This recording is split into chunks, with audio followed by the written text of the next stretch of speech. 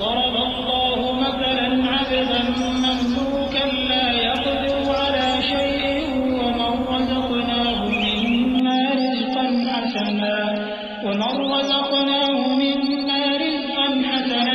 فهو ينفق منه سرا وجهرا هل يستوون الحمد لله بل أكثرهم لا يعلمون وضرب الله مثلا رجلين أحدهما أبكم لا يقدر على شيء وهو كل على مولاه أينما يوجهه لا يأتي بخير هل يستوي هو ومن يأمر بالعدل وهو على صراط مستقيم ولله غيب السماوات والأرض وما أمر الساعة إلا كلمح البصر أو هو أقرب إن الله على كل شيء قدير. اللہ ایک اور مثال بیان فرماتا ہے کہ ایک غلام ہے جو بالکل دوسرے کے اختیار میں ہے اور کسی چیز پر قدرت نہیں رکھتا، اور ایک ایسا شخص ہے جس کو ہم نے اپنے ہاں سے بہت سا مال طیب عطا فرمایا ہے اور وہ اس میں سے رات دن پوشیدہ اور ظاہر خرچ کرتا رہتا ہے. تو کیا یہ دونوں شخص برابر ہیں؟ ہرگز نہیں، الحمدللہ، لیکن ان میں سے اکثر لوگ نہیں سمجھ رکھتے.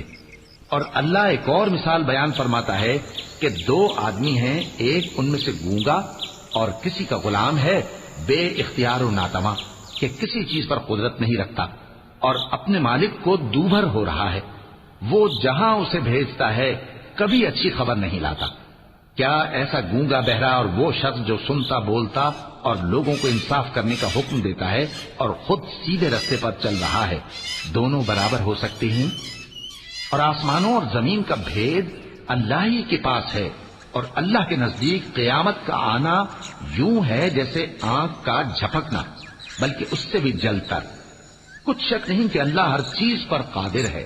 والله أخرجكم من بطون أمهاتكم لا تعلمون شيئا وجعل لكم السمع والأبصار والأفئدة لعلكم تشكرون ألم يروا إلى الطير مسخرات في جو السماء ما يمسكهن إلا الله إن في ذلك لآيات لقوم يؤمنون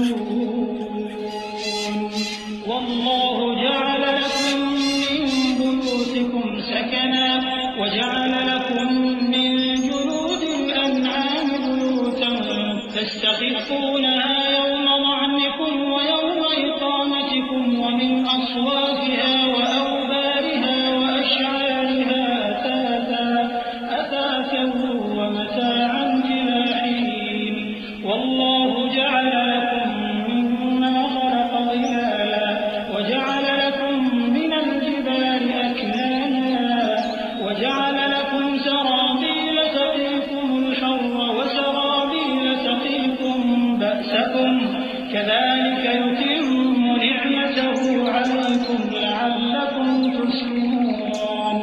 اور اللہ ہی نے تم کو تمہاری ماؤں کے شکم سے پیدا کیا اس حال میں کہ تم کچھ نہیں جانتے تھے، اور اس نے تم کو کان اور آنکھیں اور دل اور ان کے علاوہ اور اعضاء بخشے تاکہ تم شکر کرو.